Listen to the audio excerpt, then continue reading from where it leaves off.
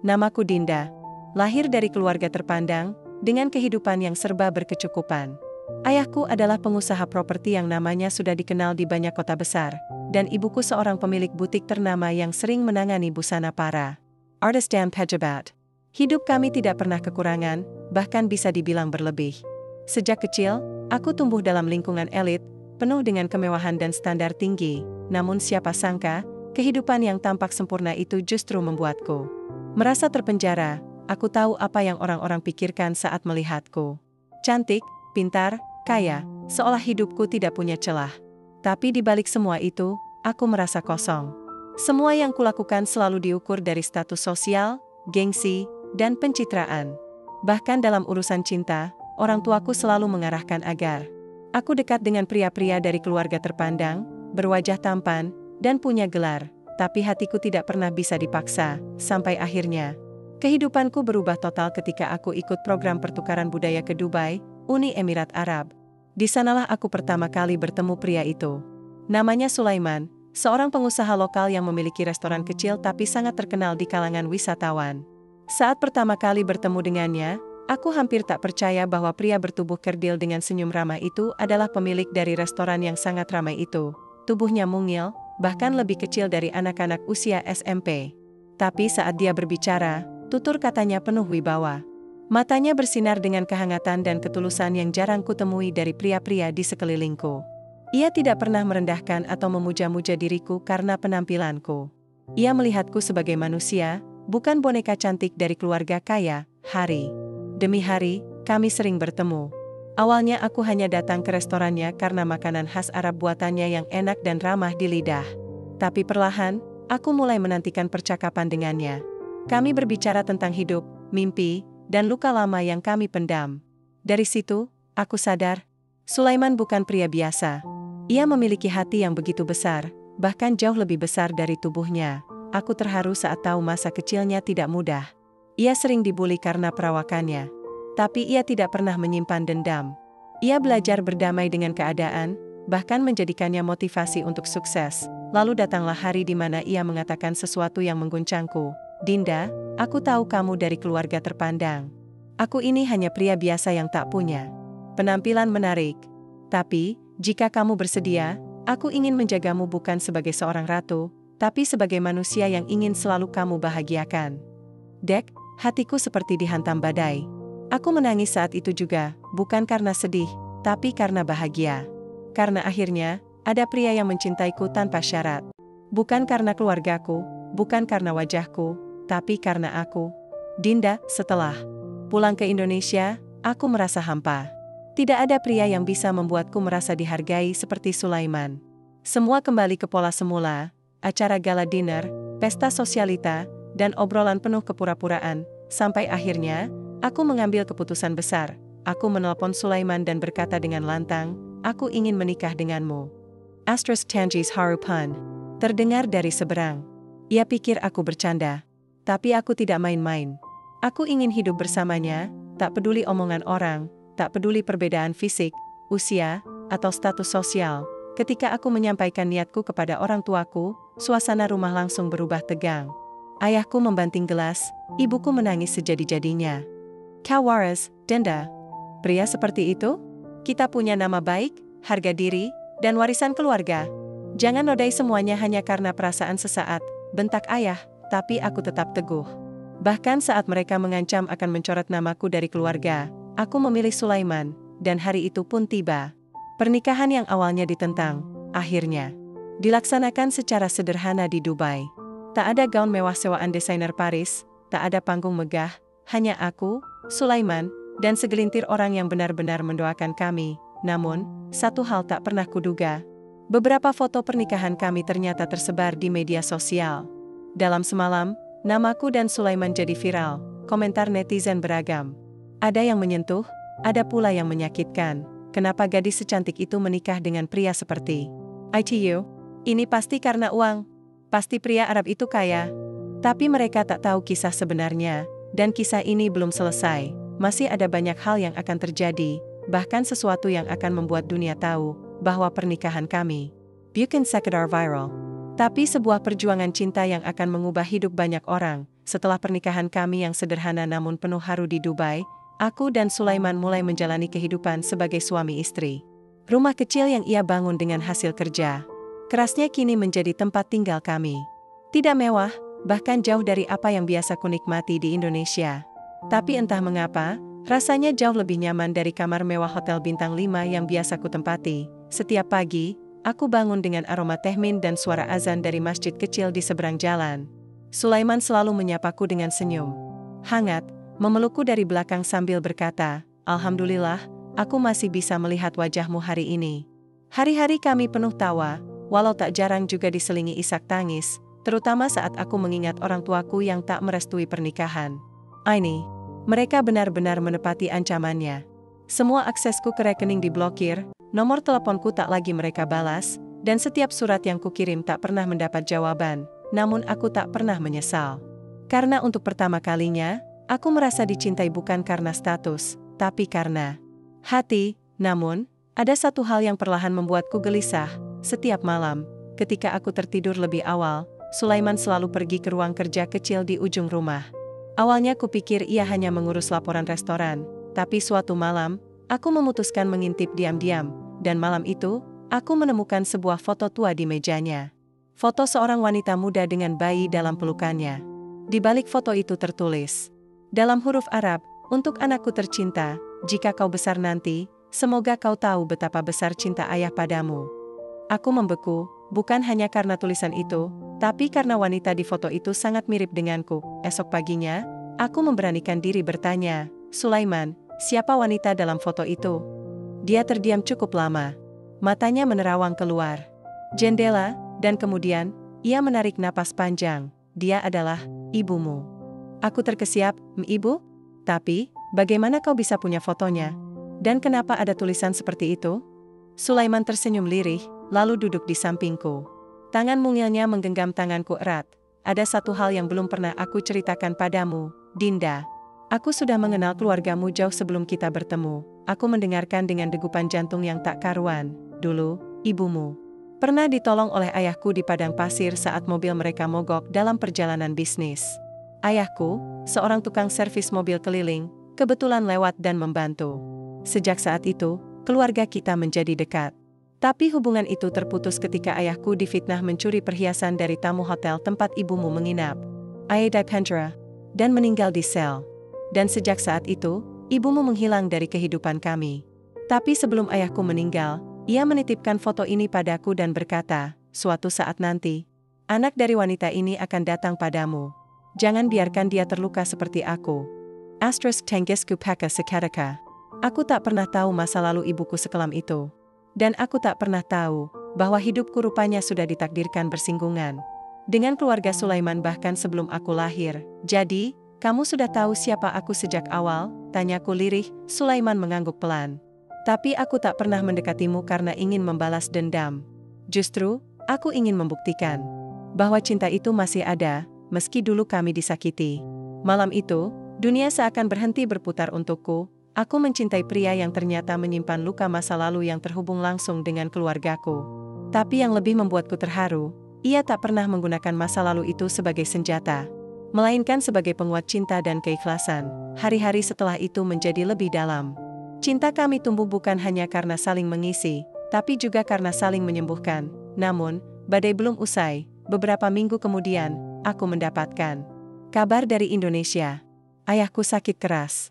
Kanker stadium akhir *kaku bembang. Haruskah aku kembali ke Indonesia setelah diusir dan dicoret dari keluarga? Dan yang lebih mengejutkan, sebelum aku sempat memutuskan, ayahku sendiri mengirimkan surat padaku, tulisan tangannya gemetar, namun jelas, Dinda, jika kau masih menganggapku ayah, pulanglah. Ada sesuatu yang harus aku katakan sebelum terlambat. Dan itulah awal dari babak baru dalam hidup kami. Aku berdiri di depan rumah besar yang dulu menjadi tempatku tumbuh. Rumah yang kini terasa asing setelah sekian lama aku pergi.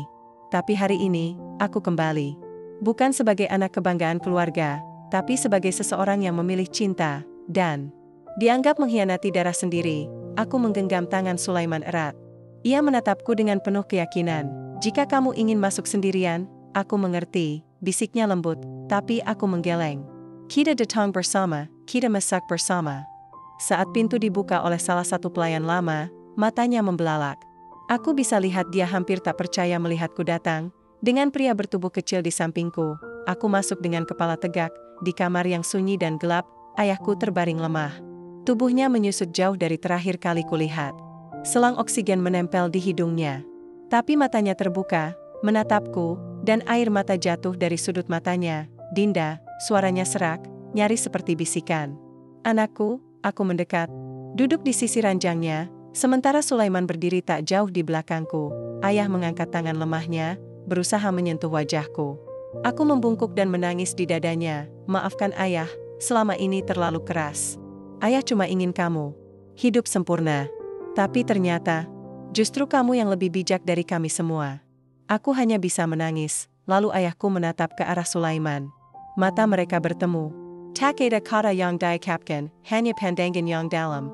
Tapi dari situ aku tahu, ayah akhirnya mengerti, bahwa pria yang kupilih bukan sembarang orang. Beberapa menit kemudian, ayah memintaku mengambil sebuah kotak kayu dari laci lemari. Di dalamnya ada dokumen tua, surat, dan sebuah foto yang membuat jantungku berhenti berdetak sejenak. Foto itu sama persis dengan yang dimiliki Sulaiman, foto ibuku muda, menggendong bayi. Aku tahu, kamu sudah tahu sebagian cerita. Tapi kamu belum tahu semuanya, ujar ayah. Ia bercerita dengan suara tercekat. Dulu, sebelum menikah dengan ibumu, aku pernah bertemu wanita lain di Dubai. Wanita sederhana, pekerja hotel. Tapi dari situ, hubungan kami menjadi rumit. Aku pulang ke Indonesia tanpa pernah tahu bahwa dia sedang hamil. Aku menoleh ke Sulaiman yang kini mulai duduk perlahan. Ayahmu, bukan hanya pernah menolong keluargaku, Din, tapi bisa jadi, dia adalah kakakku. Kakak seayah beda ibu. Daraku sasak, jadi, kau, dan aku. Sulaiman tak mampu melanjutkan kalimatnya. Aku hanya bisa menatapnya, mataku penuh air mata. Tenang, potong ayah. Kita belum tahu pasti. Tapi, ayah ingin kau tahu bahwa jika benar Sulaiman adalah bagian dari keluarga ini, maka dia adalah bagian yang paling mulia. Karena justru dia yang mengangkat martabat keluarga kita kembali dengan ketulusan hatinya.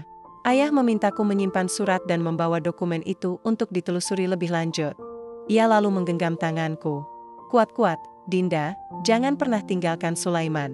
Bahkan saat dunia mencibirmu, kau harus tahu, cinta tulus itu langka. Kau sudah menemukannya, jangan lepaskan. Malam itu, untuk pertama kalinya, ibuku memeluk Sulaiman. Air matanya mengalir deras saat berkata, maafkan ibu, karena dulu pernah menyakiti ayahmu. Maafkan karena ibu diam selama ini. Beberapa hari setelah pertemuan itu, ayah meninggal dunia. Kepergiannya mengajarkan kami banyak hal, tentang pentingnya memaafkan, dan tentang bagaimana cinta bisa menyembuhkan luka masa lalu. Namun, perjuangan belum selesai. Surat yang kutemukan dari kotak itu menyimpan petunjuk tentang keberadaan keluarga lain di Dubai, yang mungkin tahu kebenaran masa lalu Sulaiman. Dan demi masa depan kami, aku tahu, kami harus kembali ke Dubai, menelusuri jejak yang selama ini disembunyikan takdir. 2 minggu setelah kepergian ayah, aku dan Sulaiman kembali ke Dubai dengan membawa satu misi, menuntaskan semua pertanyaan tentang masa lalu yang selama ini tersembunyi. Di tangan kami ada surat dari ayah, ditulis dengan tangan gemetar, berisi nama seorang pria, Hasan Al-Fadhil.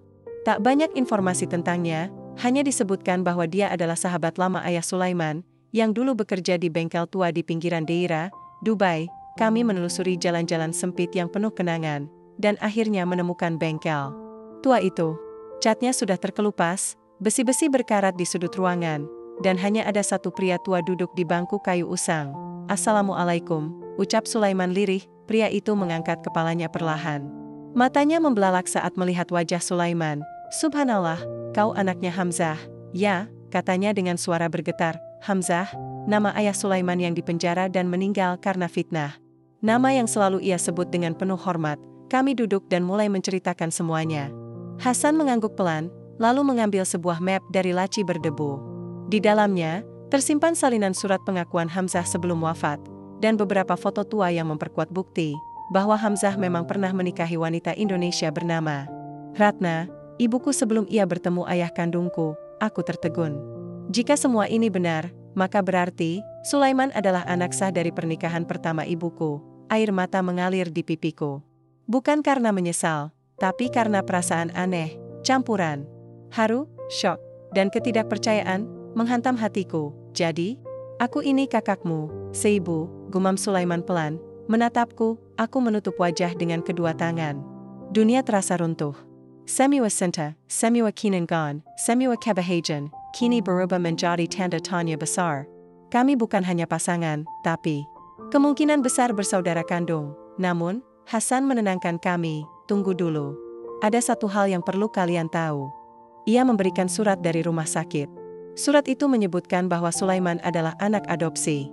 Ratna, ibuku, memang pernah melahirkan seorang bayi dari Hamzah, namun bayi itu meninggal beberapa hari setelah dilahirkan. Dan Hamzah, yang hancur hatinya, akhirnya mengadopsi bayi dari panti asuhan yang tak pernah dijemput orang tuanya. Dan bayi itu adalah Sulaiman. Aku dan Sulaiman saling menatap. Nafas kami terskat, kejadi, kita bukan saudara. Kandang? Tanyaku nyaris tak percaya. Hasan mengangguk. Tidak, kalian bukan saudara kandung. Tapi Sulaiman tumbuh dengan mencintai ibumu sebagai kenangan terakhir dari ayahnya. Ia bahkan tak pernah tahu dirinya diadopsi, sampai surat ini ditemukan. Setelah kematian Hamzah, tangis kami pecah bersamaan, beban di dada kami akhirnya terangkat. Cinta kami, ternyata suci. Tidak tercampur oleh darah, tapi justru disatukan oleh takdir yang luar biasa rumit. Hari-hari di Dubai setelah itu menjadi perjalanan penyembuhan. Aku membawa surat-surat itu pulang ke Indonesia dan menunjukkannya pada ibuku. Ia menangis. Terseduh-seduh sambil memeluk Sulaiman, maafkan ibu, karena dulu meninggalkan semua. Tapi ibu bersyukur, Allah telah mempertemukan kalian kembali. Kini, cinta kami semakin kuat. Bukan hanya karena hati, tapi karena kami telah melalui badai paling besar, badai identitas dan darah, dan tetap bertahan. Namun ternyata, takdir belum selesai menulis kisah kami. Beberapa bulan kemudian, Sulaiman menerima surat dari kedutaan besar Dubai. Di dalamnya, ada pengumuman mengejutkan, Sulaiman terdaftar sebagai ahli waris tunggal dari seorang bangsawan tua yang baru saja meninggal dunia. Kami saling berpandangan. Ini, kisah apa lagi yang akan terbuka?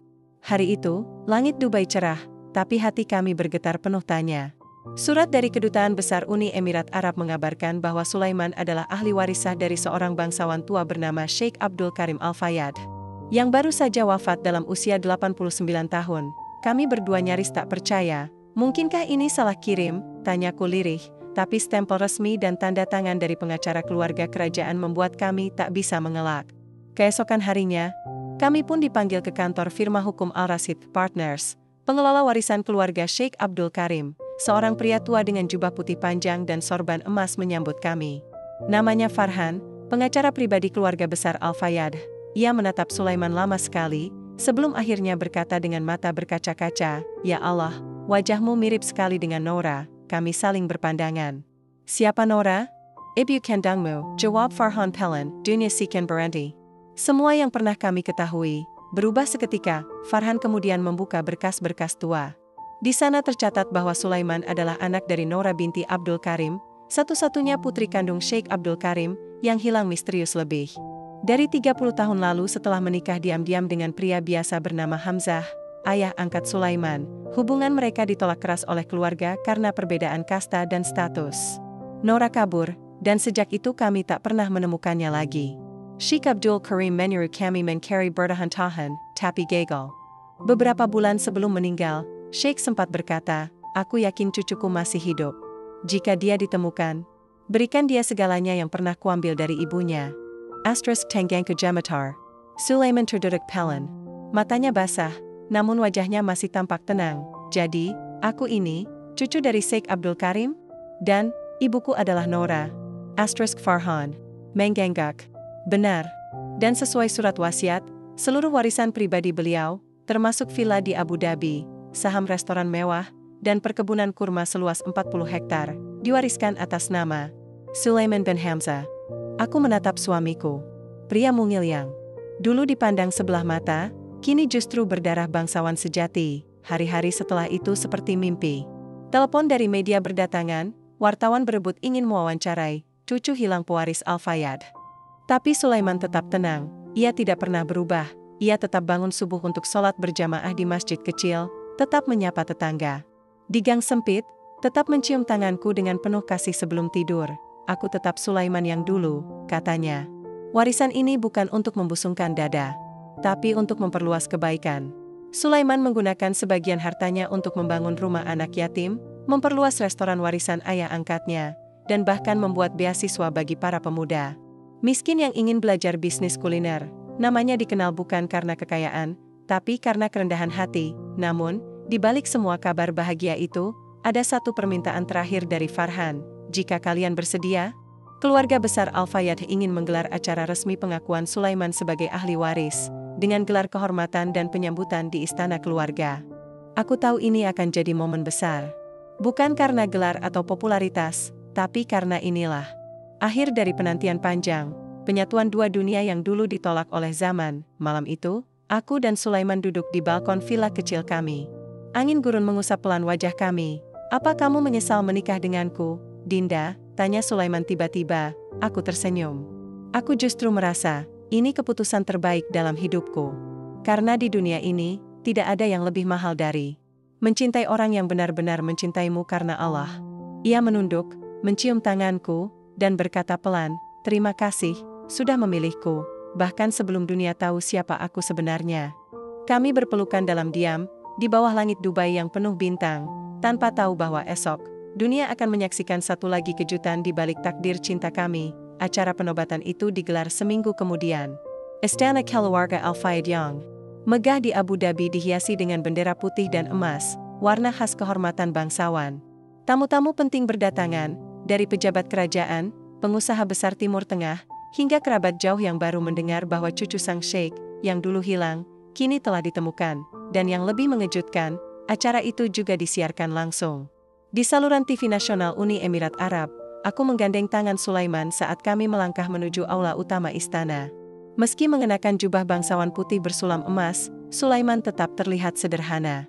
Di mataku, ia tetap suamiku yang lembut, penuh kasih, dan jauh dari kesombongan. Di hadapan ribuan pasang mata, Sulaiman diminta berdiri di tengah panggung. Seorang ulama besar naik ke mimbar, lalu membacakan silsilah keluarga Al-Fayyad dengan lantang. Dengan ini kami mengakui bahwa Sulaiman bin Hamzah adalah cucu sah dari Noura binti Abdul Karim Al-Fayyad, dan berhak menyandang gelar kehormatan Syeikh Mada Sulaiman Al-Fayyad. Sorak tepuk tangan bergema. Tapi di tengah riuh itu, Sulaiman justru menunduk dan menangis. Aku melihat air matanya jatuh satu-satu ke jubah putihnya. Ia lalu mengangkat tangan dan memberi isyarat ingin berbicara. Seluruh aula hening. Saya hanyalah anak dari seorang mekanik tua yang dituduh mencuri. Saya tumbuh dalam hinaan dan tatapan iba karena tubuh saya berbeda. Tapi saya tahu bahwa Allah tidak menciptakan kita sia-sia. Hari ini saya berdiri bukan karena darah bangsawan, tapi karena cinta dan ketulusan seorang wanita bernama Dinda, yang memilih saya ketika saya tak punya apa-apa. Ia menoleh ke arahku. Semua kehormatan ini tak akan berarti jika aku kehilangan wanita itu. Dialah rata dalam hidupku. Dialah kehormatanku. Hadirin terdiam. Lalu terdengar isak tangis dari beberapa tamu wanita yang terbawa suasana. Setelah itu, Sulaiman turun dari panggung dan membawaku ke depan para tamu. "Ai mensiam keningku di hadapan semua orang dan berkata, inilah Dinda binti Ridwan, istriku, ratuku. Hari ini, aku ingin dunia tahu, bukan hanya siapa aku, tapi siapa wanita luar biasa yang mencintai tanpa syarat." Tepuk tangan bergema. Aku tak kuasa menahan air mata. Hari itu, untuk pertama kalinya dalam sejarah keluarga bangsawan Al-Fayyad, seorang wanita asing, bukan bangsawan, bukan keturunan Arab, bukan dari kalangan elit Timur Tengah, diakui sebagai ratu muda keluarga. Setahun setelah acara itu, kehidupan kami berubah, tapi hati kami tetap sama. Sulaiman menggunakan gelar dan hartanya untuk mendirikan Yayasan Noura, sebuah lembaga pendidikan gratis untuk anak-anak miskin dan difabel. Ia juga mendirikan sekolah bisnis bagi pemuda yang ingin bangkit dari bawah, sama seperti dirinya dulu. Kami pindah ke rumah sederhana di pinggir kota. Villa dan istana hanya kami gunakan saat ada acara kenegaraan. Karena bagi kami, kebahagiaan tak butuh kemewahan, cukup ada cinta dan keberkahan. Satu sore, saat aku sedang menyiram bunga di taman, Sulaiman menghampiriku sambil tersenyum kecil. "Dinda, aku punya kabar." Aku menoleh. "Apa itu?" "Dokter bilang, kamu sedang hamil." Aku terdiam. Napasku tercekat. Bibirku gemetar. "Benarkah?" Ia mengangguk. Lalu memelukku erat. Hari itu, langit tampak lebih biru dari biasanya. Dan angin berhembus lebih hangat dari sebelumnya. Karena kami tahu, perjalanan cinta yang luar biasa ini akan terus berlanjut. Kini bukan hanya tentang kami berdua, tapi tentang cinta yang akan hidup kembali melalui darah keturunan kami. Penutup kisah ini bukan tentang tinggi tubuh, warna kulit, atau keturunan bangsawan. Kisah ini tentang pilihan, tentang keyakinan, dan tentang cinta yang dituntun oleh keikhlasan.